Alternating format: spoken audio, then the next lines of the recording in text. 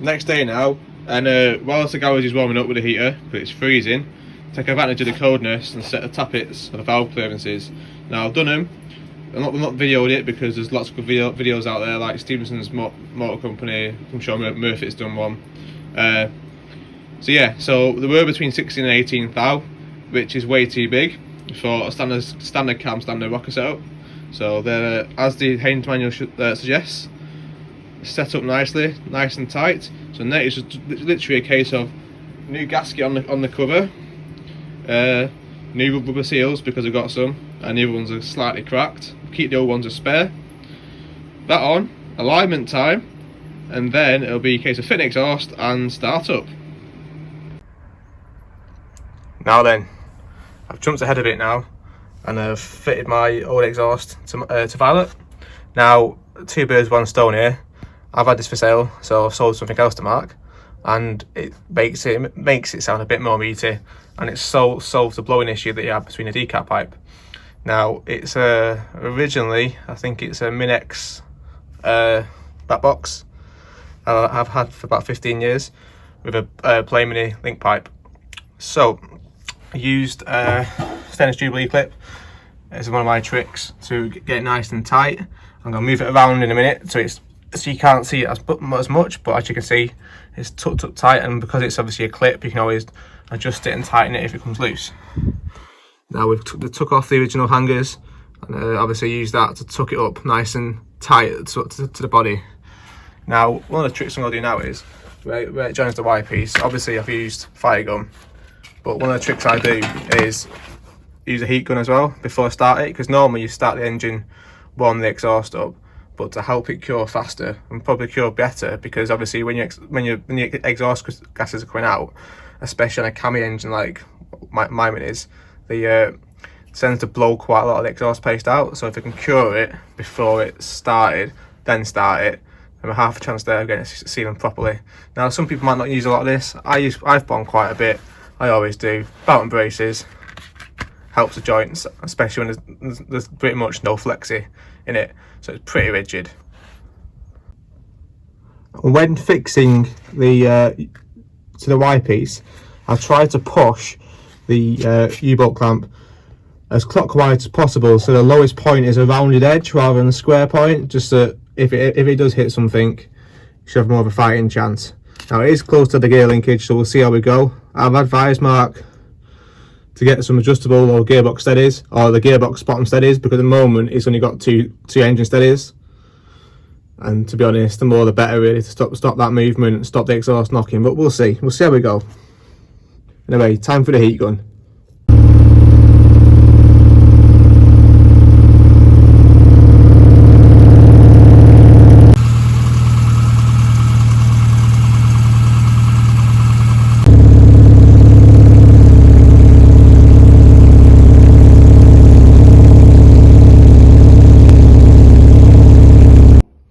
So I spent quite a while doing a radiator clip. Yeah. So investigations found out that the actual radiator's got a leak. Oh dear.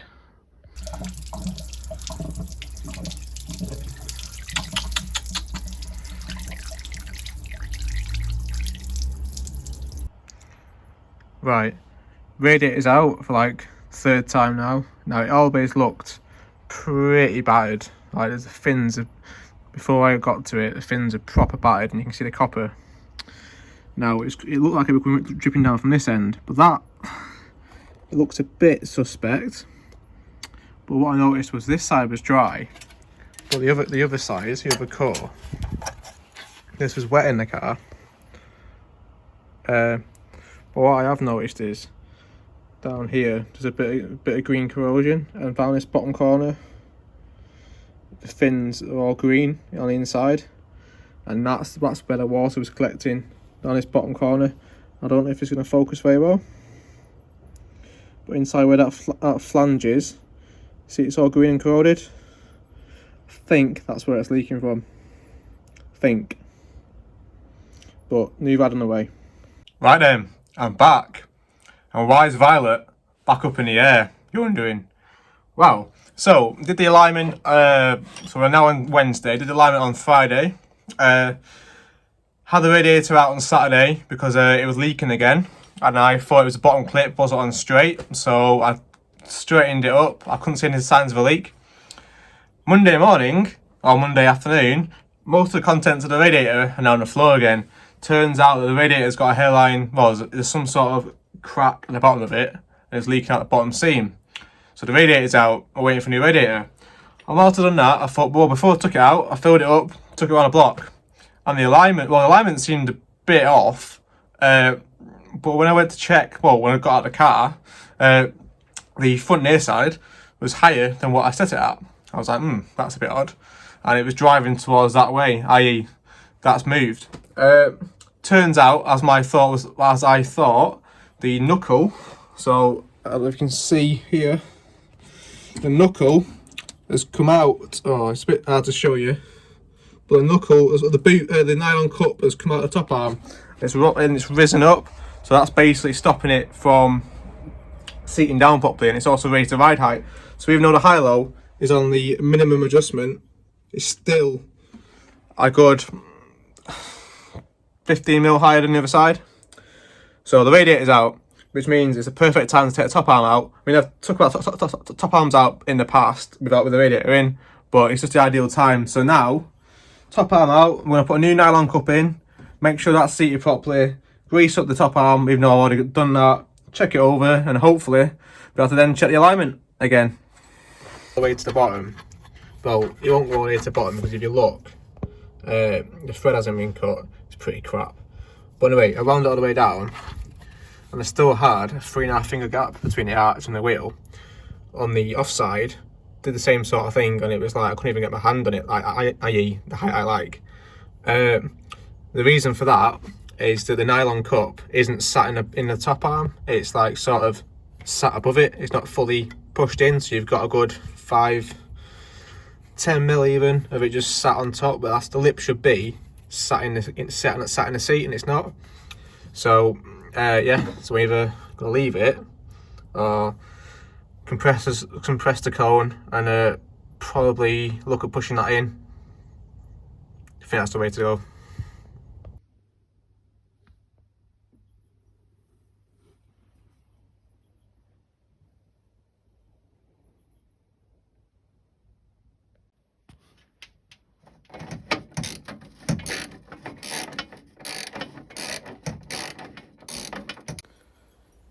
The offending article.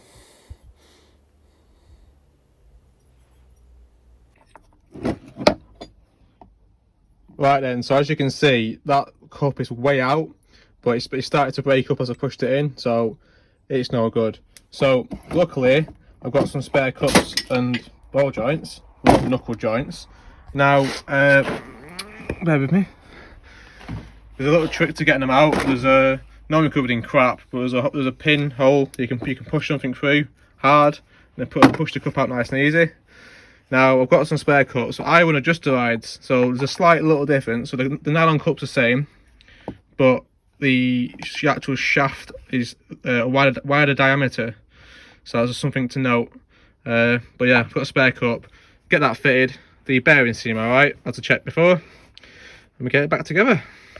Right then, so it's Saturday evening, dance anthems are on, and how should I put it? Mark's supposed to be collecting Violet tomorrow, after now we're out of lockdown, and Radiator went in yesterday. Dad helped me put the bottom hose on because it's hard to do. You can't do it properly in an SPI. You need 2 pair of hands. So that was on. Ran it up to temperature, let it fine. This morning there's a puddle underneath. It's like, that's not good, is it? So I thought it was expansion. Ran up to temperature, no leak. As soon as the thermostat opened, it's pouring out, and I've got a little clip for you. So, radiator's out again, well, coming out again for like the 15th time or whatever. Well, it's not, it's about the 4th time. Basically, the water pump, either the water pump gasket or the water pump itself has gone. And in a previous video, you probably also saw the James & James, they had a bent water pump pulley, they were changed. And I think the load created from the imbalance of the pulley has bollocks up the bearing. So, luckily, because, you know, I'm a hoarder for spares, I've got one off Firecat, there's a little bit stiff, and now it's perfectly fine. It's for some reason, so that's going on. New gasket, but it means I've got to take it out again. Saturday night, I don't know why I'm moaning, because I enjoy it. So anyway, it's a real life situation. This isn't for the YouTube. This isn't for any bullshit. This is what happens. Stuff doesn't go to plan, and this doesn't go to plan. So we get it on, then do alignment in the morning, and hopefully, if I can get the hose clip on, Mark can still pick it up on time. Anyway, we'll find out.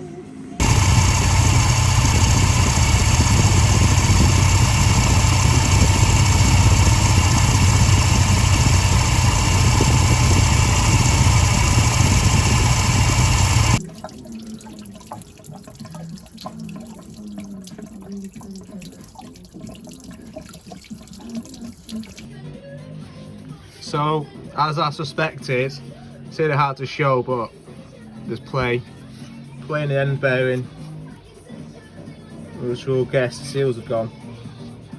Either way, time to come out.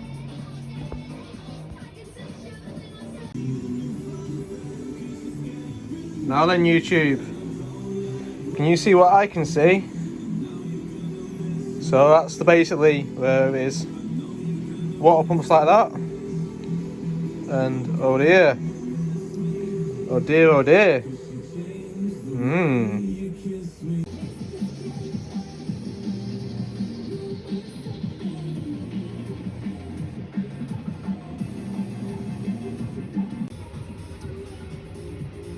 Right, it's hard to see, but that's the plungers out, and the O-ring looks loose on Mark's.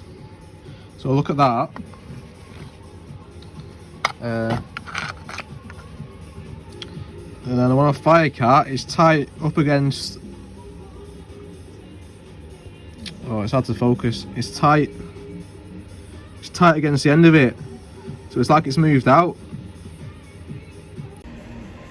Some people use thread lock on the rad bolts, rad fan bolts. Some don't. I'm a belt and braces sort of person.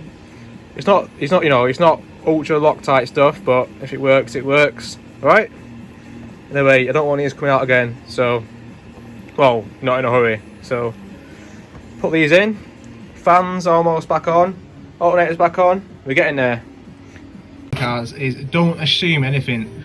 Now, change the water pump, but you can get 10 water pumps, and the offset at the end plate where the pulley goes on can be different between them. So if that's different, it means the fan spacing is different, and it also means the alternator could be spaced differently. And that's why sometimes they have a spacer after the pulley. Sometimes they put the spacer in front of the pulley just to space it out a different way. Now I checked whilst I was fitting, and also I checked between the two pumps, and they're bang on the same. So as you can see, the belts line up. We can't really see the bottom pulley, but they line up straight. Now if they're offset, that can cause uneven wear, and obviously you don't want fan belt failure. So yeah, just a little simple thing, and just something to look out for.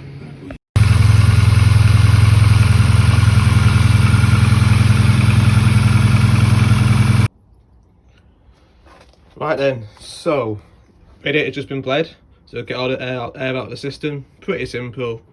Start it cold with the heater valve open, radiator cap off, let it warm to temperature. Keep an eye on the coolant, because obviously as the thermostat opens, it'll draw the water down.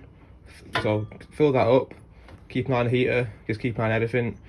Purge it by pushing the top hose to get the air out, and hopefully that's the radiator bled.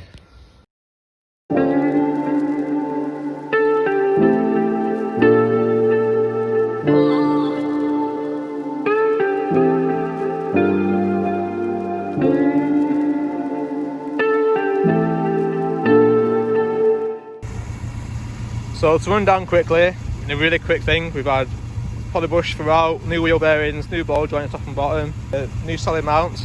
Now they can't actually raised up with solid mounts because the original rubbers are split on the tower, so basically the subframe is pinched higher, hence why I've got a bit of higher ride height than what I wanted, but it means that when it settles we'll be able to sort it out a bit better. So ride height, now I did want it a bit lower, I did try the back lower, but the KYBs being soft, it's always a compromise because the ride's actually really soft, but for me it's way too soft. I'm not used to it. It feels like a Citroen to me, but if we're going lower, we're going to get stuck scrubbing. Now I've put a boot full of spanners. I had a bag of washing before, and that's basically just trying to settle the suspension and also acts like it would be when Mark goes places, because you know we do like to go and travel. So there's no point having it set up where it's scrubbed as soon as you put a bag inside. Now the suspension will settle, and once it settles I'll check up the alignment for him as well. But yeah, I'm happy with that. Now then, we're all done. Just been for a quick test drive in Violet, and yeah, ace. Like, she's still soft, she still has the KYBs, shocks, but with solid mounts, decent brakes now, fully aligned, new bushes, bearings, ball joints set up how they should be. I'm impressed, and that's the end of this episode now, and I just hope you've enjoyed it. I wasn't sure if people even were interested in watching what I was doing on the Violet, because like I say, this is me helping a friend out, this isn't me doing it for YouTube. So I'm quite pleasantly surprised about people's reactions, so let us know what you think, and if you want to see more of what I do or what we do, but my projects, helping other people out, so let us know, because like I say, I'm not a natural YouTuber, I'm not a natural presenter. I'm doing this to show what I do for friends and do for me, not doing it for anyone else. That makes sense. Anyway, it's a glorious day, and I'll do a quick few shots, but yeah, she's driving so much better, and Mark might go on about it, but she is. Anyway, hope you've enjoyed it, everyone, and hopefully I'll see you soon.